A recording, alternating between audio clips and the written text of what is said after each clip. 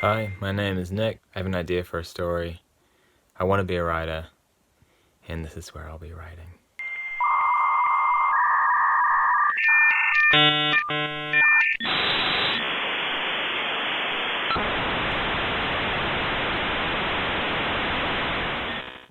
So, lots of procrastination.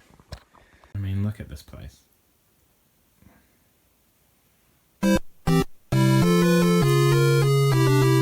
Okay, so today I want to talk about another great procrastination activity, which is world building.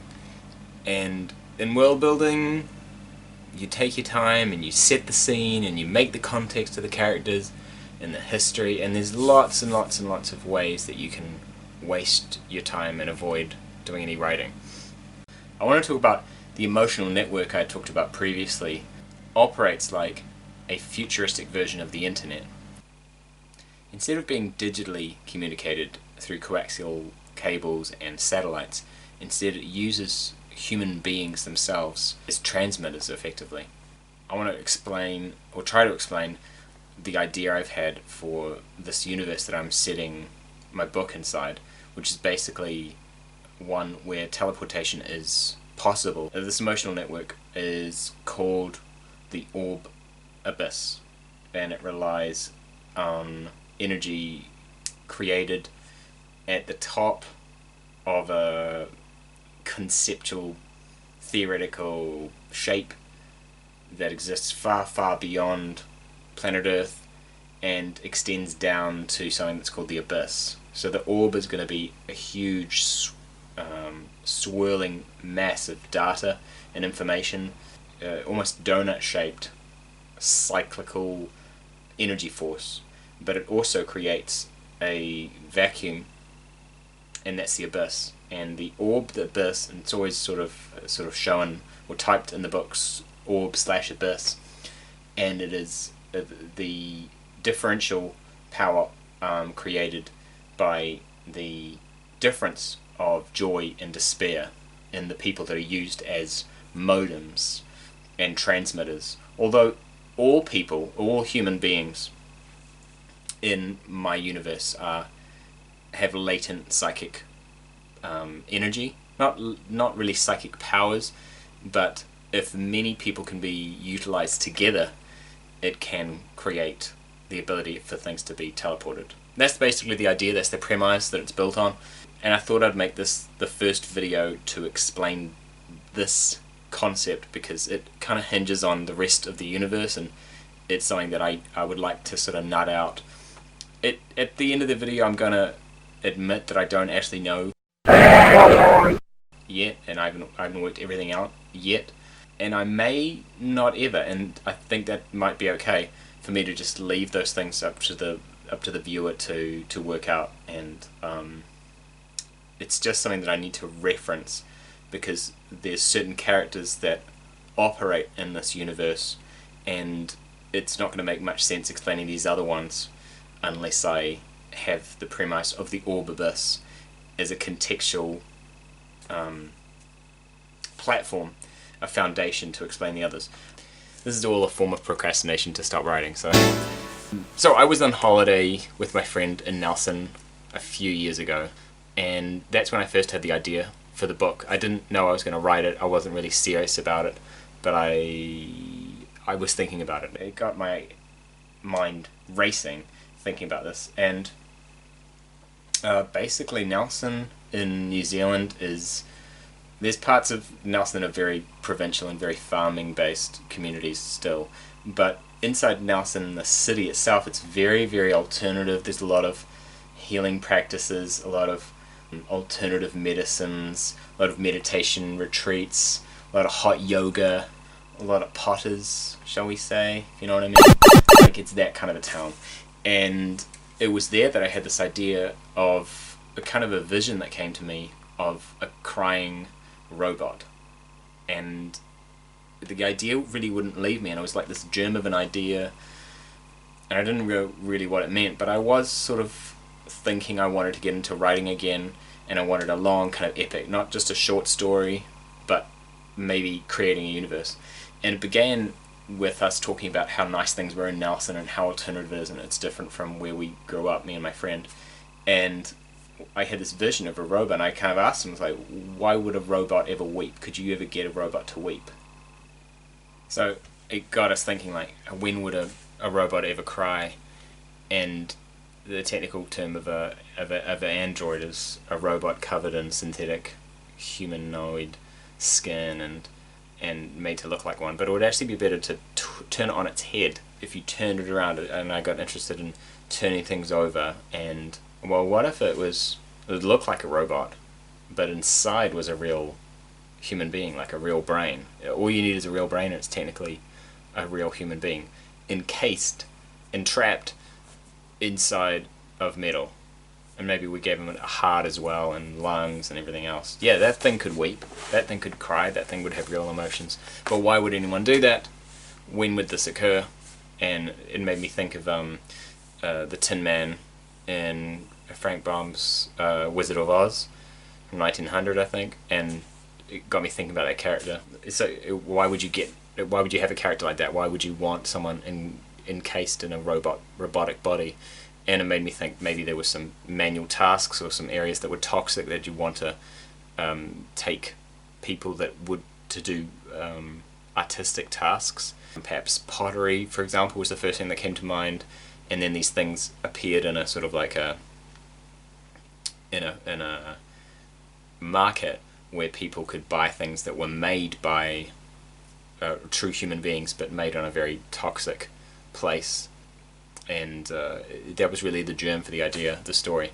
But in order for these people to live very, very, very far away from the rich area that were taking advantage of these people/robots, it would rely on teleportation. So that's when I started thinking, is there some sort of like system that I can think of whereby things can be teleported, and how would I do that? I wouldn't have to think about the science of it. I just wanted to have to consider something like really kind of magical, and just sort of like not really fully explain it, but like have something there that I could rely on. So I started thinking about like turning things on their heads, and everything around me in Nelson was all about like alternative medicine and alternative this and like hippie commune meditation retreat and all that kind of stuff, and it was great, but it was all very expensive, and a lot of the people that were taking advantage of those services aren't actually quite rich because they do cost money. You can't do hot yoga and then go to a meditation retreat and then buy really, really expensive artisan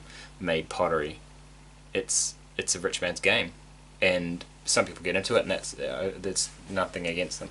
But it made me think about people that were financial advisors or stock market brokers, or people operating on a financial banking platform, or people operating in that kind of world of stock market and high finance, and how in actual fact it sort of like comes round again back to some of those services that they're missing and that they end up paying for. It turned into a discussion about like the extreme of right-wing and left-wing politics, and how if you really take right-wing politics to an extreme, which is really fascism, and you take left-wing socialist leading politics to their extreme, you end up with communism. And extreme communism and extreme fascism end up being almost indistinguishable.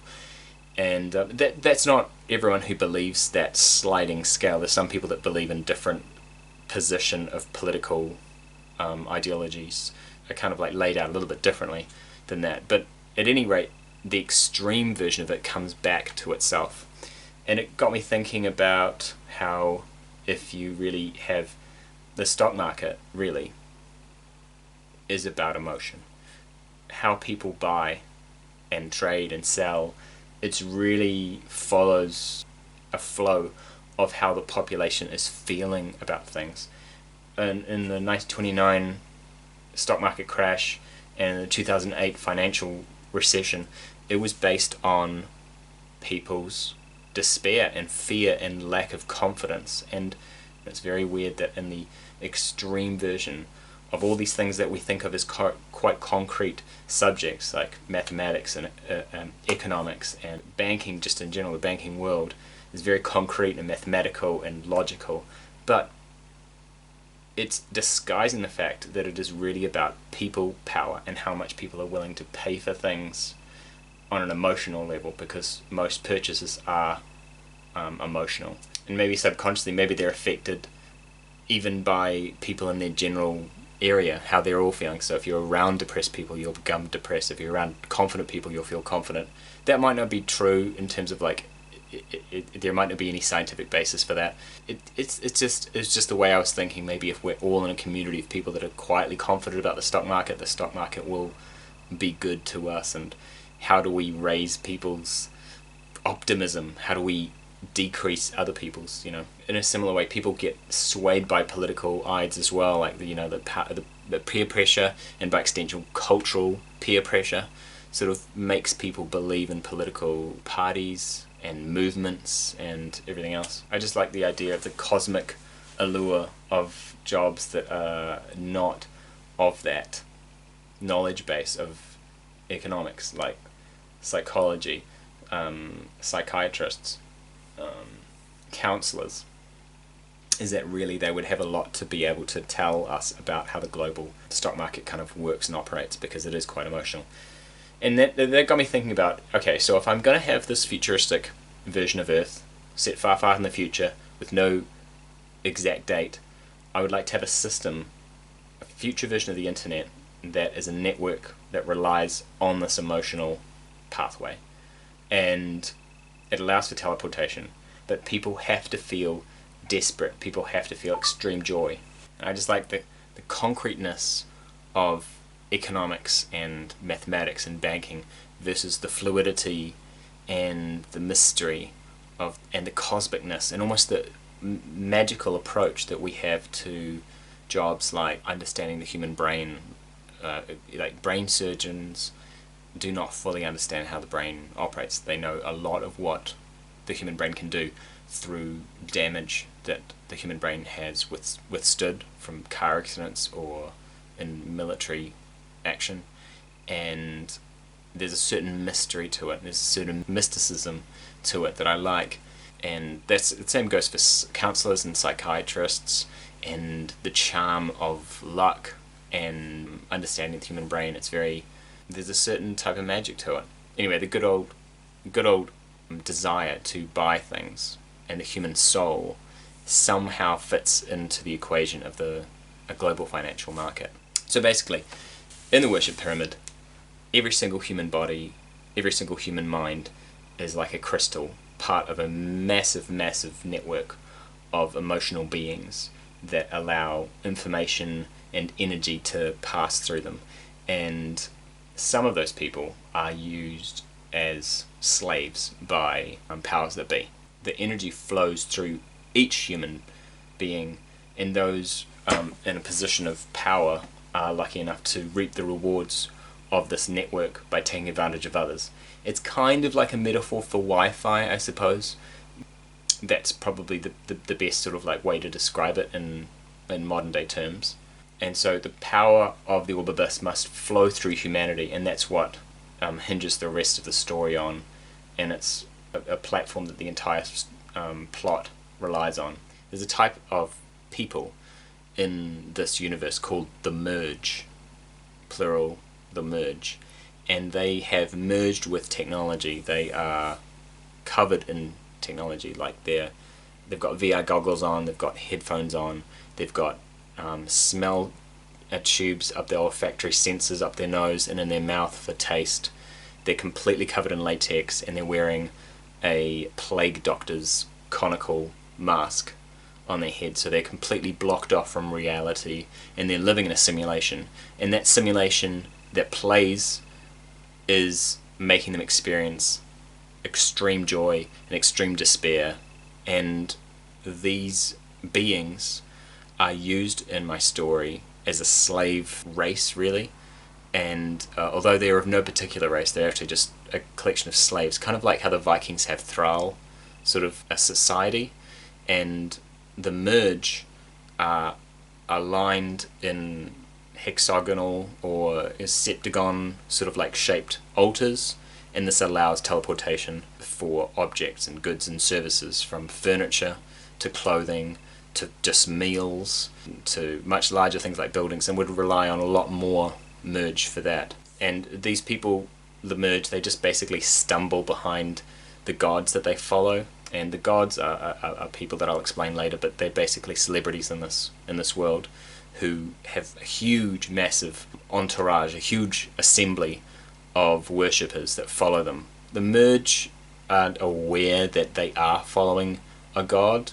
Celebrities' entourage, which is called their congregation, is made up of advisors and stylists and political advisors and societal advisors and people that work on their aesthetics and make suggestions to them, and then accompanying them also are hundreds of merge that allow, when assembled, things to be teleported for them. They're essentially left to wander close to their god, following behind, and there's a particular race in this world as well called shepherds that look after these merge and sort of make sure that they are looked after and cared for and stay alive, but are used to arrange themselves so that things can be teleported for the gods that they worship. Everyone in this congregation has consumes pharmaceutical pills so that they stay adoring and worshipable to their god through these pharmaceutical pills that they consume, which is referred to in the book kind of like a communion. So they make sure that on a daily basis they consume these pills, these pharmaceutical goods that make them stay in love with the god that they follow. So anyway, I tried to think about when humanity in my universe had discovered that teleportation was possible, and I thought of two events that occurred. One of them completely imaginary, the other slightly based on reality, but still didn't happen, but based on it. So in October 1967, during the Vietnam War, there was a massive protest at the Pentagon. There was an attempt to lift the Pentagon using psychic powers, which sounds crazy, and it was. Allen Ginsberg was there, Timothy Leary was there, Norman Mailer, who actually wrote a really interesting book called The Armies of the Night, based on the events that directly followed the lead up to the protest and after the protest and the violence of the military guard afterwards.